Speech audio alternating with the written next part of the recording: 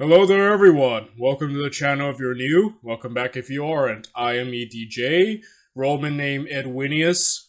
But either way, we are continuing with Kings and Generals' amazing, spectacular, fantastic Julius Caesar, or just plain out Caesar series, because he will eventually shift to Octavian. But, yeah, so last time I was left pumped because he set the stage between the epic civil war of Caesar and Pompey, where the two best of the era, yeah, I'd say they're two of the best, clashed and it's gonna be really cool to look. I do know about this conflict. I can't pretend that I know the specifics of the battles. I just do know, mainly the outcome, and that this was, aside from the Gallic Wars, the next big war Caesar participated in and, ultimately triumphed over. So I am really looking forward to this. And, yeah. So, without any further ado, we ought to get right into it. If you want to watch the original video, I always put the original video down in the description down below. I love giving credit where it is due, and the great Kings and Generals deserves all the credit in the world. I love this series. I'm a huge fan of it, especially after last episode. I don't know why, but I love everything about the way Kings and Generals has done this. It really is a masterpiece.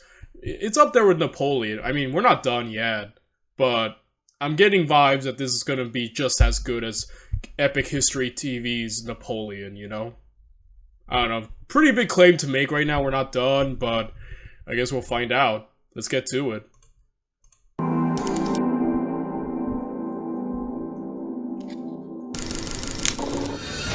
The Roman Republic might have seemed indestructible, but its foundation had been under attack for centuries. Political struggle was replaced by civil strife and military struggle, and this time the stakes were even higher. The time for talk was over, the Rubicon was crossed. The fate of Rome would now be decided by two of its greatest generals, Caesar and Pompey. Thanks to Call of War for sponsoring. In early January 49 BC, Caesar crossed the Rubicon with the 13th. That's our saying, right? Crossing the Rubicon? I've heard it before. I don't think I'm saying it correctly. He crossed the Rubicon? Something like that. There is a saying. Yeah. Beginning the Great Roman Civil War, a turning point in Roman history. Following the crossing, Caesar had moved with his telltale swiftness and quickly seized key locations in northern Italy in a matter of days. There was little resistance. These cities had not been garrisoned to defend against any significant force, and there were many who sympathized with Caesar against Pompey and the Optimates. As he went, he sent orders to his Gallic legions for reinforcements to march south and join him. In Rome itself, there was mass confusion described by Cicero. Pompey may have thought that if Caesar was to go to war, he would wait for his legions from Gaul. He hesitated and did not know whether to defend Rome, abandon the city and fight in Italy, or abandon the peninsula altogether. If Pompey had reacted quickly, he may have been able to levy enough troops to defeat him, stopping the war before it truly began. However, conflicting reports kept Pompey in the dark, and he had no idea that Caesar had just one understrength legion with him. Yeah, it goes to show you just the importance of good information, right? Because if you're left in the dark of the strength of your enemy and what they're doing, it's very hard to act, and that's a very interesting thing that, yeah, he could have potentially, if he had moved, stopped Caesar. Then again, Caesar's insane. I feel like even with one legion, somehow he'd probably build a giant, transformer with his engineers and just crush Pompey. I know that sounded stupid right now, but considering the crap that Caesar has built and how quickly he has in this series, I wouldn't put it behind me. He probably would have built an army of wooden freaking legions that would have been able to move on their own. I don't know how, but he would have, if anyone could have done it, it's Caesar. But either way, yeah, who knows, right? Stopping the war before it gets hard, difficult. That's interesting. I did not know that. Pompey could have levied large numbers in Italy, but only had 2 full legions in the area, the veteran 1st Legion and the 15th. Both had recently been handed over by Caesar to the Senate to fight a planned war in Syria. The first, having been raised by Pompey, could be trusted to fight on his behalf, but the 15th was raised by Caesar and its loyalty was questionable. Most of Pompey's best legions were abroad in either Hispania or the east. Pompey knew he could not risk being trapped or forced into a battle he wasn't prepared for. He had the resources of the Republic at his disposal and could afford to fight a prolonged war. As a result, Pompey made the difficult decision to abandon Rome. With him went the majority of the Senate, including the 2 consuls. According to Yeah, I remember this from the Rome HBO show that Pompey did abandon it. I believe Caesar goes to Rome, and then I think he leaves Mark Antony in charge, and Mark Antony doesn't do a great job at all.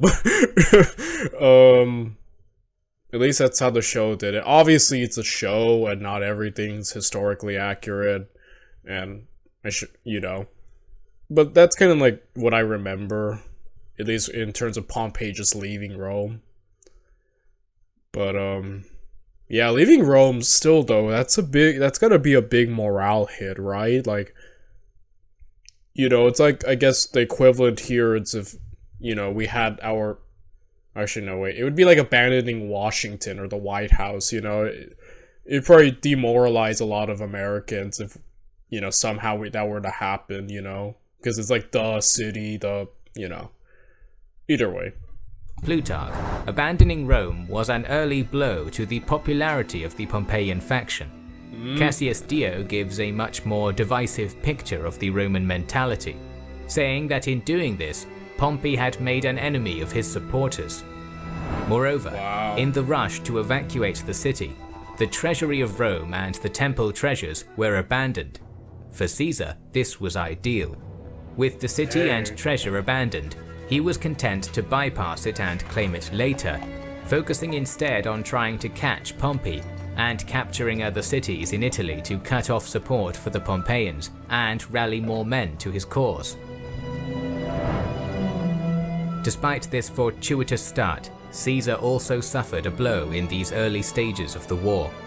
When the final act had been passed by the Senate, the majority of Caesar's supporters in Rome, including Mark Antony and Curio, had fled to join their general. However, one of Caesar's lieutenants was not so eager to abandon the Senate's cause, Labienus. Not Labienus. Oh no. Sorry, I had to pause to collect myself, but yeah, Labienus, like Labienus, I kept calling it Labienus, I think, in the past videos in here and Historia Civilis' Caesar series, but yeah, he almost came across as Caesar's right-hand man, and I was kind of like, wow, he's kind of really been there with Caesar all throughout Gaul, proved himself beyond competent, and I was thinking, like, I've never heard of this guy before. Usually I said before that when we talk about Caesar, it's always Caesar and Mark Antony. Mark Antony's always portrayed in the shows and the books and all that as, like, Caesar's right-hand man, and you always get, I almost got the impression that he was always there, but he's come a little bit late into the series, Mark Antony, and it was like Labienus, basically, filling the role. And now you're about to tell me he's about to betray Caesar? Yo, this caught me off guard, guys. I'm not lying. Like I said, I didn't know about this guy. I was like, man, he's like Caesar's like guy, and now if he's about to betray him, I'm legit I gasp right now. I was like, no, betrayal. Like, I can't believe this. I can't believe this. This is barely the first episode. I'm already like thrown for a loop. Man, this series rocks, guys. I'm loving this. Labienus was still in Gaul when Caesar crossed the Rubicon, and it's likely that Caesar would have wanted Labienus to march his Gallic legions to Italy and join the fight with him there. Instead, Labienus disavowed Caesar, promising his allegiance to the Senate and fleeing Gaul with a personal bodyguard to join Pompey. This was a blow to Caesar personally and militarily, as Labienus was Caesar's right-hand man. There, exactly. Exactly. Like I said, he just came across as Caesar's main guy, and to lose that, especially someone as competent as, you know, he's saying Labienus. I keep saying Labienus. I apologize, but yeah, Labienus, who proved himself so competent, like, what a heavy blow that is, you know? Man, he really hit Caesar with, like, the Star Wars quote, right? Like, my allegiance is to the Republic! Like, you know? And Caesar's like, I am the Republic. I am the Senate. Like, sorry, big Star Wars fan here, I apologize. Let's get back to this. I'm still so shocked. Labienus, how could you betray Caesar? And a highly capable general, comparable even to both Pompey and Caesar, who was familiar with Caesar's tactics. Despite Labienus' fleet. Dang, exactly.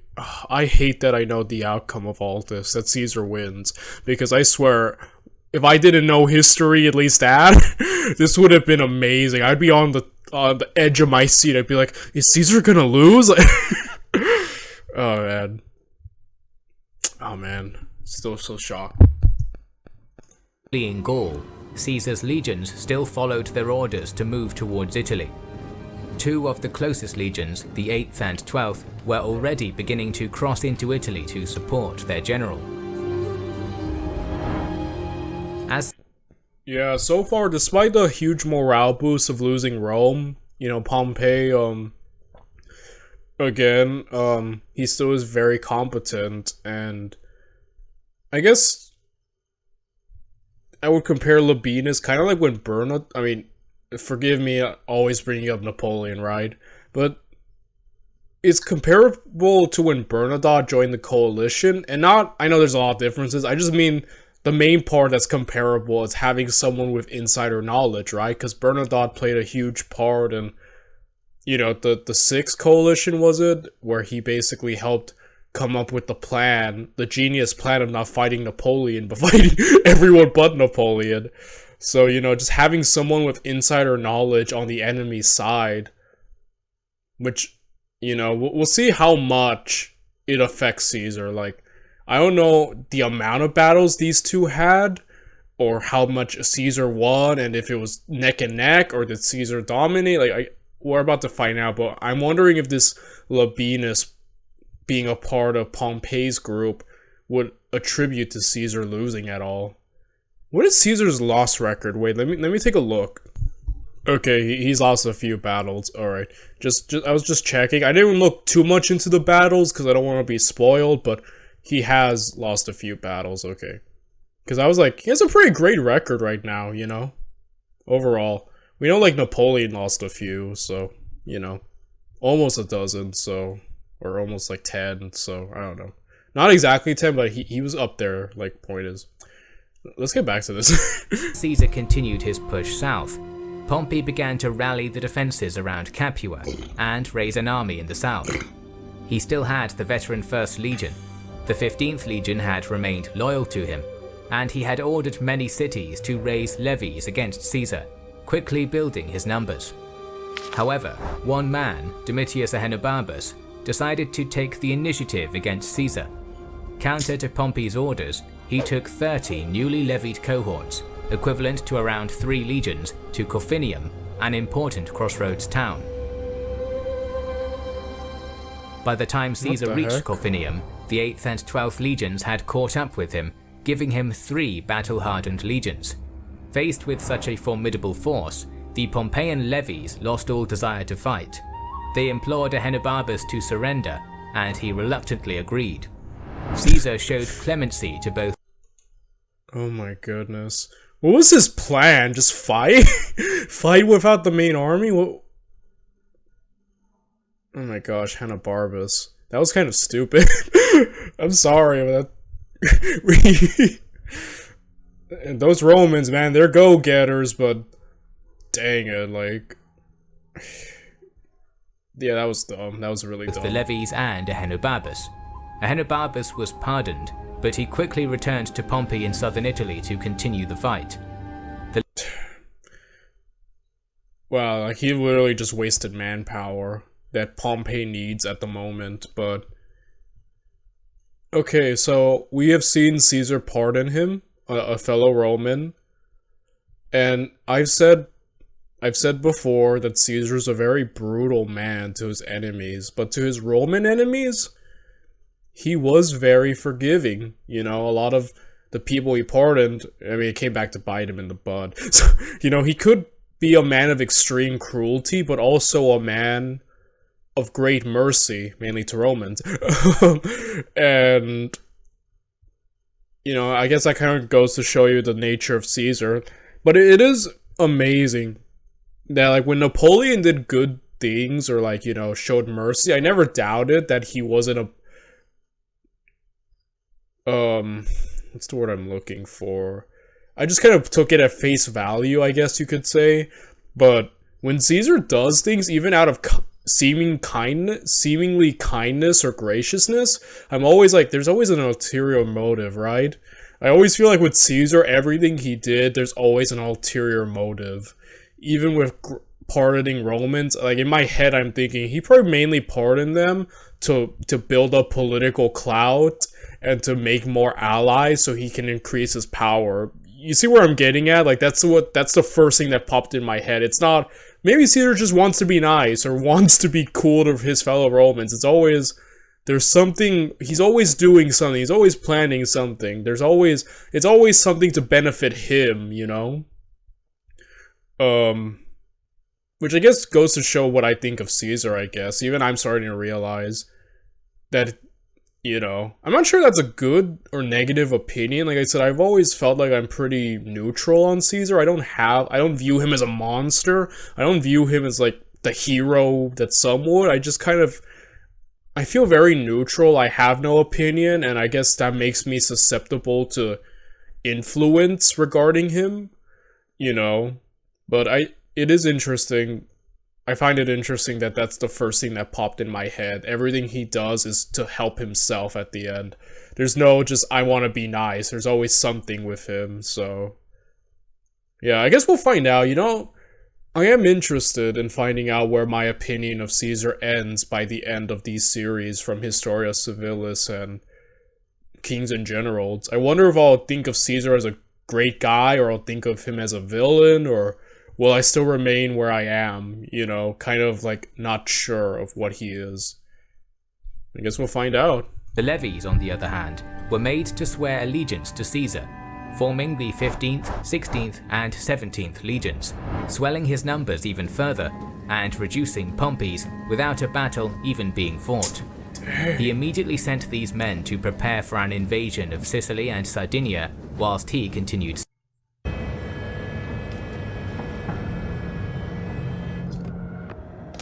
south. Caesar's leniency at Corfinium gained him popularity across Italy, ensuring that there would be no popular uprising against him on... See what I mean? Like I said, when Napoleon does something or he's nice to his enemies, I take it as face value. When Caesar does it, I'm like, there has to be some kind of gain from this, right? He's not just doing this. I don't know. On behalf of Pompey, and he was able to raise a further 3 legions, the 18th, 19th and 20th, as he marched. Pompey now had to change his plan. He knew that he would no longer be able to fight Caesar in Italy anytime soon. He abandoned his plan of fighting Caesar in the south, and instead marched his force to Brundisium, preparing to evacuate from the peninsula. He would go across the Adriatic and into Greece, where legions from the east, battle-tested and loyal, would join him, and he would be able to muster even more men from allies and cities of the east.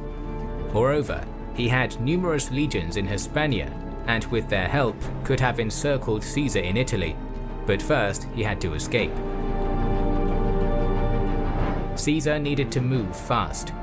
If he could catch Pompey in southern Italy, he would be able to corner and defeat him, much as had happened to Spartacus decades earlier.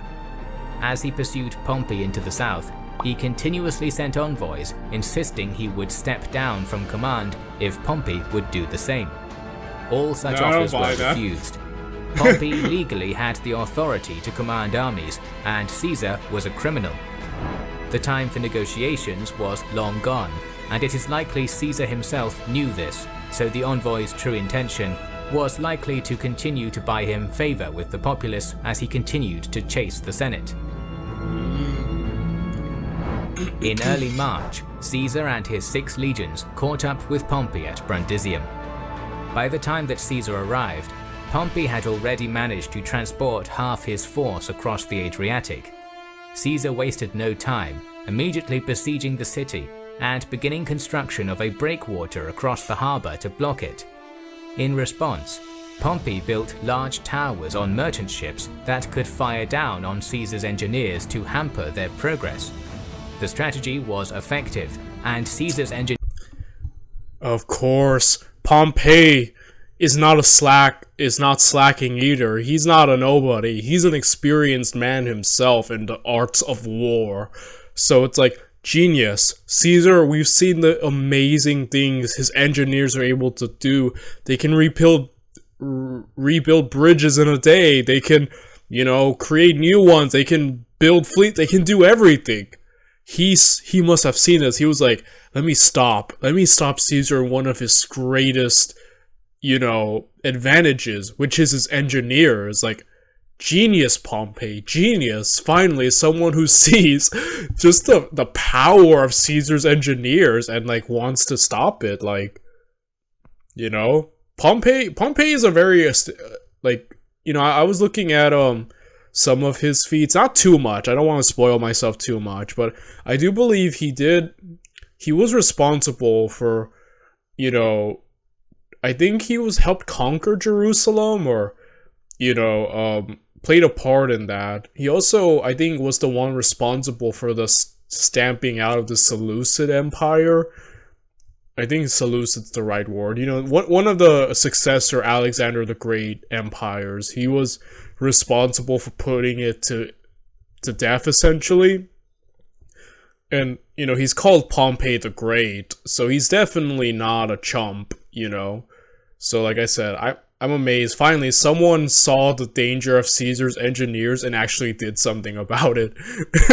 Because, man, those engineers have carried Caesar's army. As I've watched these 2 series, I'm like, he has really put his engineers to work. They've been carrying the army. I'd almost reckon without them, Caesar might have been in more trouble in the past, Oh no. Dang, we're only 9 minutes in. I'm so sorry, I keep talking. I'm just really excited. Engineers were unable to complete the breakwater in time. Pompey's navy returned from Greece, and at night, Pompey was able to evacuate his remaining force from the city. Once in Greece, Pompey marched to Thessalonica. He established his base, levying new legions and sending envoys to all the client kings he had made in the east, gathering Roman legions and foreign soldiers alike to his banner.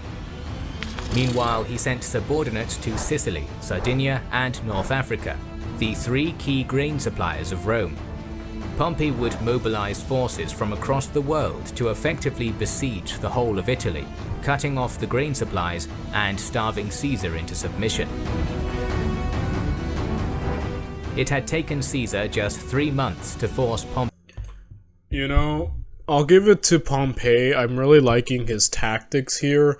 He's like, I have the full power of the Senate. I'm legitimate in terms of my power and my authority.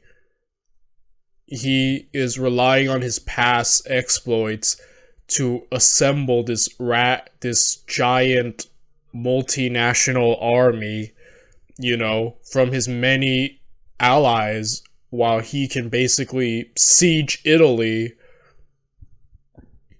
And so far, Caesar mainly just has Italy and Gaul. So, yeah, I hate that I know that Caesar wins at the end, because I'm like, I wish I didn't, so I could really, be like, oh man, how is Caesar gonna get out of this one, But still, while I do know the outcome, the steps to getting there, I don't know, so I guess I can still be very surprised, you know, on how Caesar's gonna pull this off, you know? Pompey out of Rome and take Italy. Despite this, Caesar's initial plan to capture Pompey and the Senate in the process, ending the war quickly, failed. With Pompey's escape, and with no ships to pursue him, the chance for any quick resolution disappeared. Caesar began preparing for a prolonged war. He first marched on Rome, entering in a triumph. Quickly he convened what was left of the Senate in Rome, professing his ambition to save the Republic and declaring Pompey an enemy of the state. He also plundered the treasury and temples of Rome, allowing him to fully equip the 6 newly acquired legions, and issued orders for ships from all the provinces loyal to him to gather at Brundisium. These ships would take at least a year to muster though, and Caesar could not linger for long. He realized that he could not risk being trapped in Italy, and resolved to secure his western flank. Spanish legions had a significant number of Pompey's best soldiers and posed a threat to Gaul. Furthermore, with Pompey in the east, the Spanish legions, though well trained, were, in Caesar's words, an army without a leader.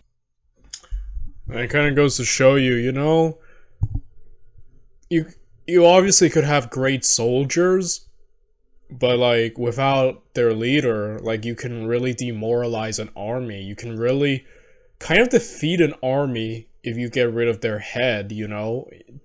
And from what I'm seeing here, Caesar's main priority will be, I guess, dealing with so many of the Spanish legions who apparently have a lot of Pompey's best men, so yeah, that's smart, and not have to worry about being invaded from the peninsula, you know?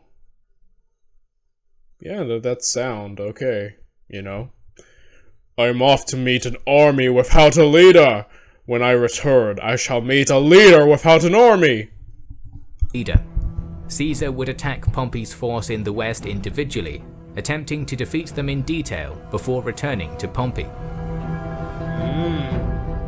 To achieve this, he sent one of the newly raised legions, the 16th, under his legate Valerius to Sardinia, and 2 legions, likely the 15th and 17th, under Curio to Sicily. Together, they were to take control of the islands and then push into Africa, securing the grain supply. Sardinia was currently held by Cotta on behalf of Pompey, and Sicily by Cato. Cotta had no real force to speak of, and as soon as the citizens of the Sardinian capital of Caralis heard that Valerius was en route with the legion, they ejected Cotta, seeing no sense in attempting to resist the Caesarians. Cotta fled to Africa, and Valerius quickly took control of the province. Cato in Sicily had attempted to make better preparations, raising levies across Sicily, but had also not been provided with any legions by Pompey. He too saw a fight against 2 legions with his levies as a fruitless task, also deciding to abandon the province, joining Pompey in Greece. With the islands taken without any resistance, Valerius and Curio gathered their force in Sicily and prepared for the attack on Africa. We're EF Ultimate Break, the best way to see the world for anyone 18 to 30. Meanwhile, Caesar, after spending less than a month in Rome, took the newly raised 18th and 19th and began his march to Spain, leaving Mark Antony in charge of Rome and the 8th, 12th and 13th legions in Italy to recover, with the I'm sorry, I was laughing because I mentioned earlier about the Rome HBO show. Mark Antony was left in charge, and like from what I've heard from not only from that show but also other people, it's like he did a pretty bad job running Rome. I'm sorry. Like I said, I don't know how much I'm gonna have to research that, but if true, that's hilarious. Mark Antony's exploits in Rome. But man, I like you, Pompey. You're great and you're accomplished, but the thing is, the biggest problem is you're scattered, bro. Like, he still has to rally so many people. His people, at the beginning of the war, they were both a little bit undermanned, but Caesar had his, Gaul and, Italy, he could just raise, he had his troops much closer, but Pompey, on the other hand, cut off from Spain here, and he's still having to call so many more people, so Caesar has mobilized much quicker, he's united his force much faster while Pompey is scattered, and what's the famous saying? Divide and conquer? So yeah, Caesar seems like he's just about to divide and conquer right now. His enemies, maybe if Pompey could have gotten all his troops together at once, I would be like, man, Caesar's kind of in trouble. But with this, assuming this plays out where Caesar can go to Spain, take out his best while Pompey is still staggering to get his men, then yeah, I could see how Caesar wins this really soundly. 20th ready to support Curio if needed. Caesar himself aimed to march through Gaul to Spain and meet 7 of his legions along the way. However, Ahenobarbus, who had previously attempted to stall Caesar at Corfinium, had already been dispatched by Pompey to Gaul and was currently on his way to the city of Massilia, an important city on the route to Spain. Caesar arrived at the city before Ahenobarbus, sometime in early April, but found the gates already closed and the Massilians preparing their defences, calling on local tribes for help and collecting in grain. Caesar attempted to negotiate with the Massilians, who, perhaps stalling for time, stated their neutrality in the war. However, once Ahenobarbus did arrive, they became more proactive, attacking nearby shipping in order to bolster their supplies. With their force numbering approximately 8,000 men, this could have developed into a prolonged siege, something Caesar simply did not have the time for. He needed to be in Spain, not bogged down in a siege in Gaul.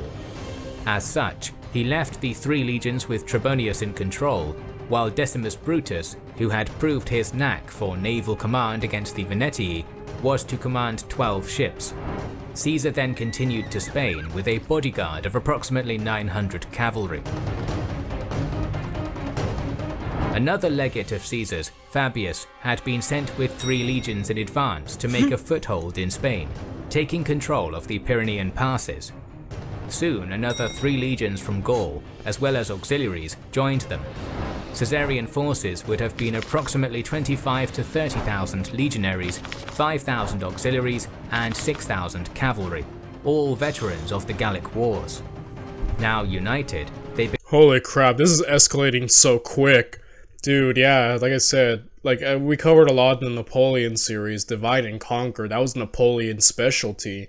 It seems like Caesar's about to demonstrate his own type of that. And like I said, Gaul, him being able to take Italy was great because it's so close to Gaul. And Pompey choosing to go to Greece, obviously, like I said, his forces are just so scattered. He's not even with his best in Spain. So it's yeah, harder to coordinate, harder to do that, while Caesar's basically next door to everything he needs, and it's just, in terms of manpower and legions, so it's just insane to me. He is not wasting time right now, this man. Began to push past the Pyrenees and into the Iberian Peninsula. The Pompeian forces in Spain were just as formidable. Spain had been assigned to Pompey as his province to govern, but he had left this responsibility to 3 of his legates. Marcus Varro was more a scholar than a soldier, but Lucius Afranius and Marcus Petreius each had almost 30 years military experience behind them, as well as experience fighting in Iberia during the Sertorian Wars. Afranius and Petreius would take 5 legions plus auxiliaries to confront Caesar, while Varro would defend further Spain with 2 legions as a reserve. In total, by Caesar's account, Afranius and Petreius commanded approximately 27,500 legionaries, 8,000 auxiliaries, and perhaps 10,000 cavalry. The Pompeian forces had encamped in a strong position on high ground on the west side of the river Sicoris, just outside the hilltop town of Ilerda, which controlled a stone bridge, a key access point into the peninsula. When Fabius arrived with Caesar's legions, He saw that crossing the bridge would be nigh impossible given the Pompeians' strong position, and so constructed 2 new wooden bridges across the river 6 kilometers apart, and also encamped on the western bank. As the Pompeians had arrived beforehand, they had already stripped the western bank of most supplies, forcing Fabius to send foraging parties across the bridges to the eastern bank. These foraging parties and their escorts often skirmished with the Pompeian cavalry, but there was no major conflict. However, on one of these occasions, Fabius sent 2 legions across to the east bank to forage, with a strong cavalry escort to follow and protect the foraging parties, when a sudden storm swept in, destroying the bridge nearest to the Fabian camp. The cavalry was stuck on the western bank, with the legions and foraging party on the eastern bank. Afranius wasted no time in seizing upon such an opportunity, immediately sending 4 legions and all his cavalry across the stone bridge to attack the beleaguered Caesarians. Your child needs these 3 key factors to get into an Ivy League or top 25. The Caesarian legions were well trained and experienced, quickly forming a defensive square on high ground with the foraging party in the center. Heavily outnumbered, the Caesarian forces held their formation while being assaulted from all sides by Pompeian infantry and cavalry. Despite their discipline, it would only be a matter of time before the formation broke and the soldiers were slaughtered. Fortunately, Fabius had also reacted quickly to the situation, sending another 2 legions across the river via the second bridge 6 kilometers away. Upon their arrival, the Pompeians broke off their attack, not wanting to wholly commit without their full force. That's a great demonstration of the Caesarian, Caesar's side, just their great discipline, despite the odds, despite the pressure and numbers, like they just hold their own. I guess we'll see more of what Pompey's side, if they're as disciplined and as resilient as Caesar's, but so far, we know what Caesar's side is capable of. I'm interested to see how the Romans on Pompey's side manage, Returned to camp, allowing the Caesarians to make an orderly retreat back to theirs. The sources do not give us an idea of how many casualties the Caesarians sustained, but it is likely, given the situation, that they would have been significant, and certainly more than the Pompeians.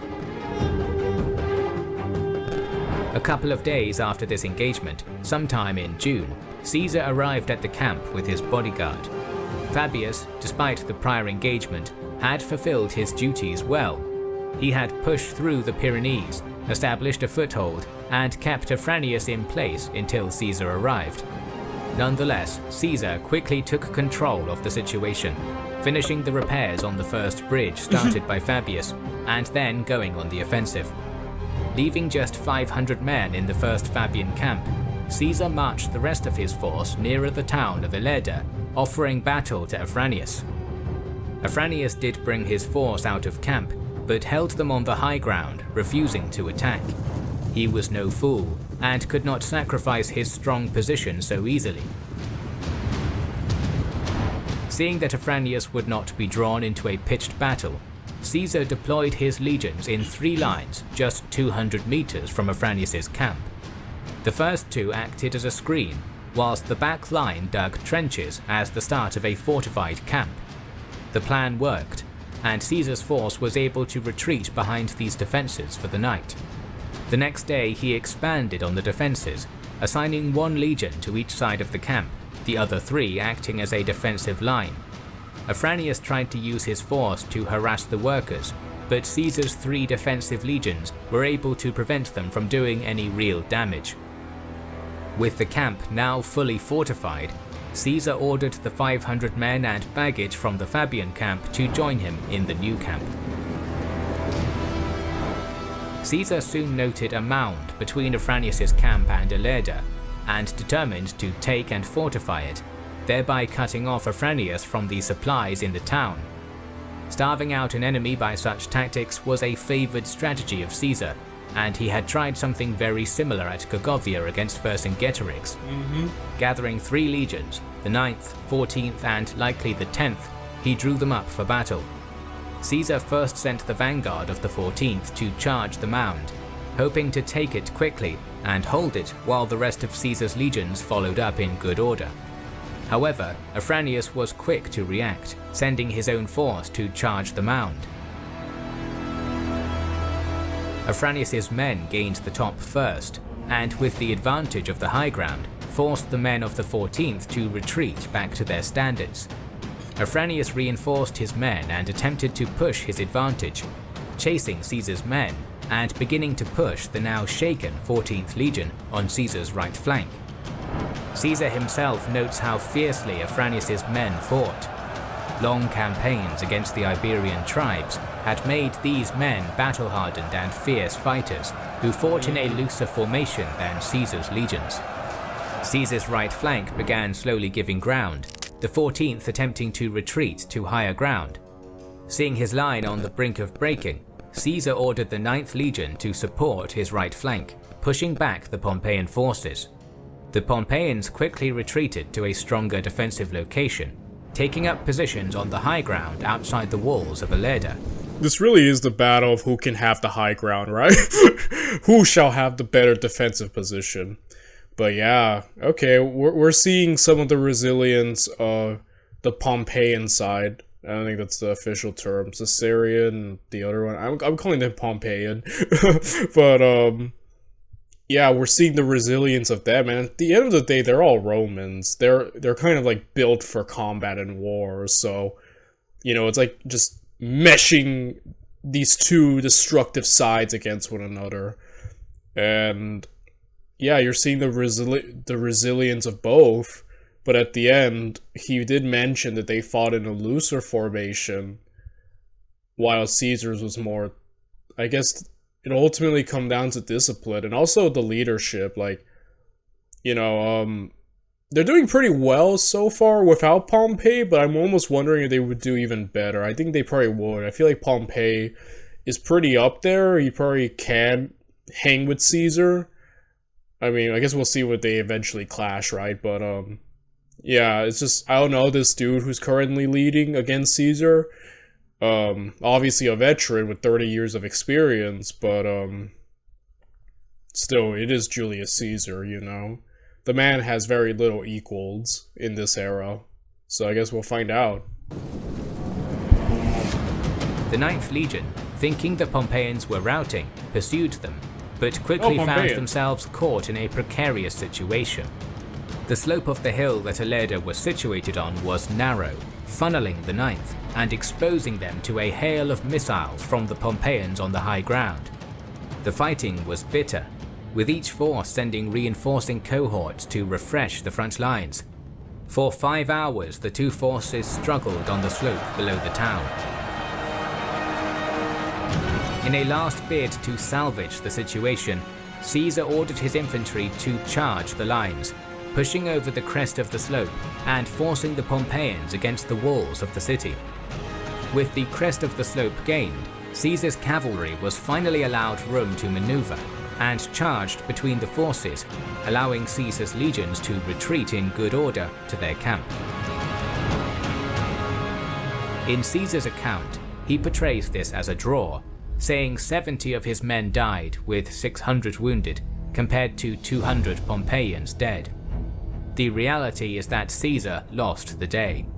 Given the situation that Caesar's legions were fighting in, and their need to retreat, it is far more likely that Caesar's men suffered more casualties. Dang, that's the thing. Like, I guess the best source we have with all of this is Caesar's writings, but again, like, it's really hard to just take them as face value because, you know, he's the one writing that, and why would he always portray... He obviously wants to portray himself as not as... His loss is not as bad as they probably were, so... That's kind of the thing, right? But, like, the situation of them having to retreat and all that tells differently than, I guess, what Caesar say. That he only lost, like, 70 guys, it's fine. You know? Oh, man. Moreover, Caesar had failed to take the mound as he had originally hoped. Indeed, by the end of the day, the Pompeians held and fortified the mound. This was Caesar's first fight against other Roman legions. He had underestimated them, overcommitted his forces, and paid the consequences. Yeah, I guess he's getting a taste. Oh man, these are in the gold, where I was just slapping around like nothing. These are actual fellow Romans who are equal to my legions, you know, in terms of experience at combat. In some, maybe even a little bit more experienced in combat. So yeah, this is gonna be like, I gotta adapt to this, right? Caesar's situation then continues to worsen. A second storm brought a huge flood down the river, destroying both the bridges constructed by himself and Fabius.